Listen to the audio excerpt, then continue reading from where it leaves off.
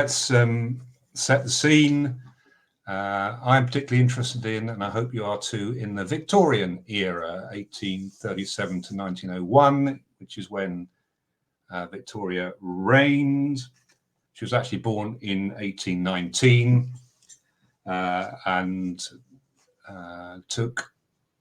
became queen when she was 18 in 1837 and reigned for 63 years. So you will all know this, but if you are identifying British pottery, you need to turn it over. Is it marked? What is the potter's mark?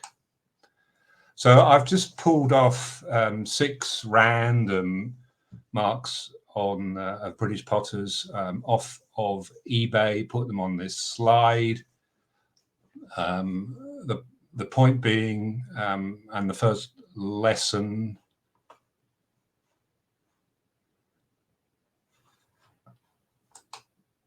is that these are not from the Victorian era. And the reason we can tell that is because it mentions the country England on the base of the pottery. So in 1891, the Americans, who were fed up with British pottery taking over, being imported from the UK, put tariffs on the and conditions on British pottery. So all British pottery had to, and other pottery from around the world had to have the country of origin stamped on the base. So that started in 1891.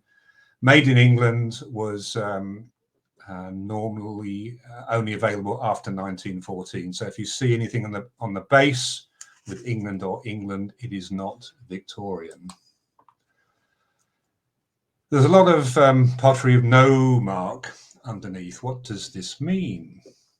So the reality is that there was a lot of imitation or copying going on amongst potters. So it could be a contemporary potter imitating a successful product, or it could be a later manufacturer coming along and copying a successful product. It could also be a cheap import, particularly from China, which even in those days was keen to copy what was going on in the UK. It could be a very old design. So no mark could be very old, and it could be worth a lot of money. At the start of the 19th century and in the 18th century, retailers were keen for potters not to add a mark because they wanted to claim the product and show that products were their own.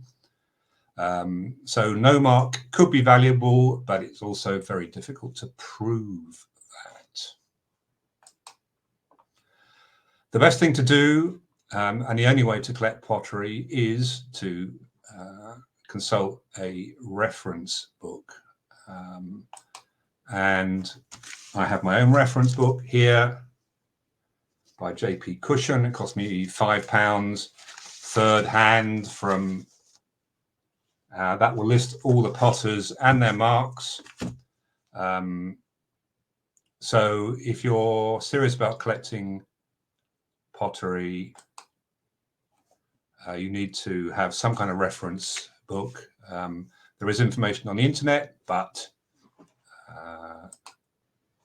it will not be comprehensive. Even in these reference books, sometimes the information on potters is a little sketchy.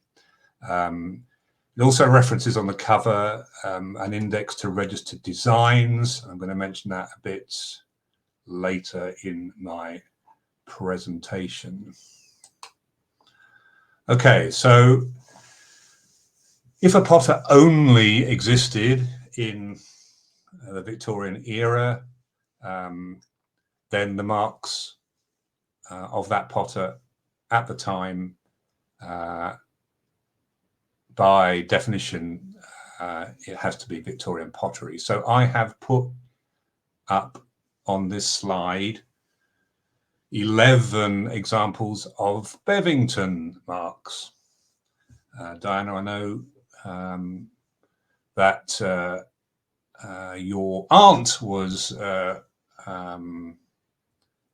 related to the Bevingtons just as I was. So I'm just going to go across from top left, moving right, to list examples of Bevington marks. A lot of these are not in reference books. So the very first one in the middle says S and JB, which stands for Samuel and John Bevington. Next is A Bevington, Ambrose Bevington. Next is the PH Co, is the Hanley Porcelain Company, which was a mark of Ambrose.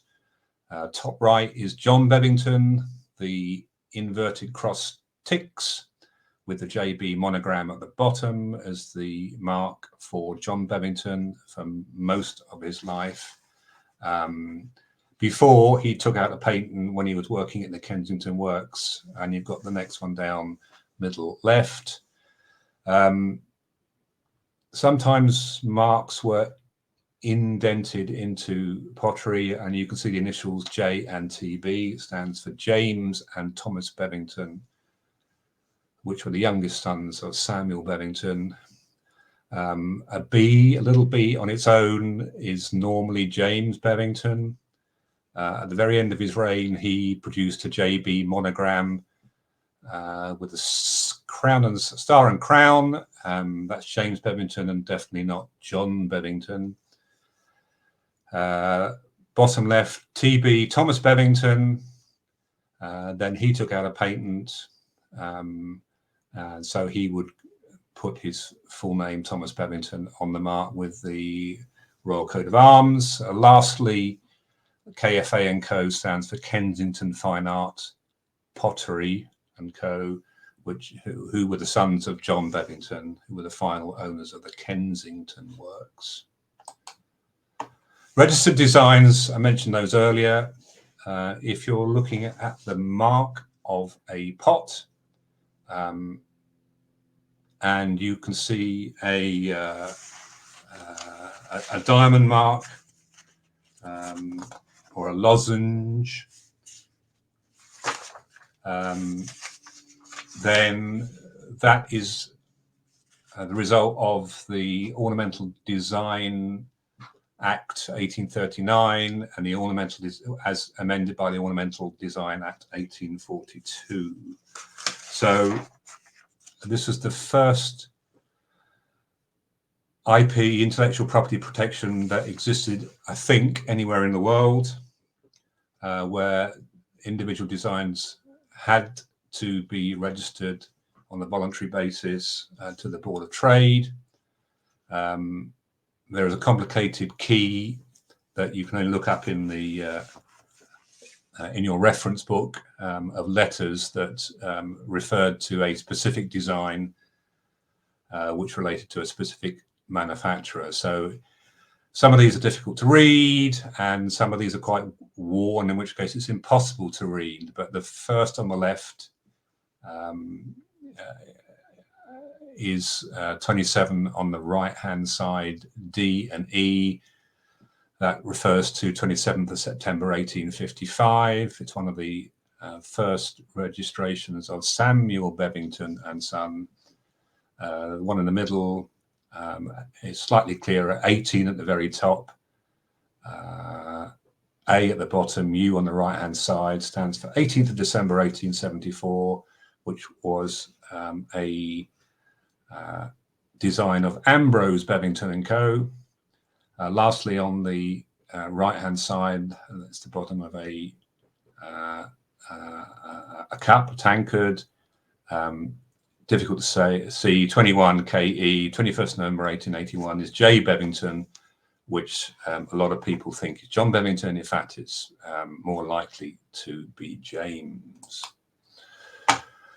After 1883, a new set of designs came in where responsibility was taken over from the Board of Trade to the Patent Office. A brand new Patent Office had been set up earlier in the decade, and it just had a numerical sequence. So on the bottom of pots, it would say RD number, for registered number. So the first one in the first month of this new system, RD 1114, was in actual fact 31st of January 1884 by Ambrose Bevington. Another example that I've got, you can just about read reference number R286438, falls within the sequence of numbers for 1896 between 268392 and 291491.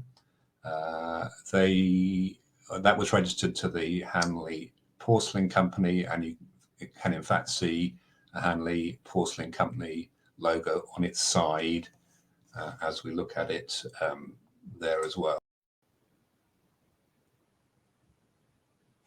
That is all I have to say on the subject of Victorian pottery, collecting Victorian pottery.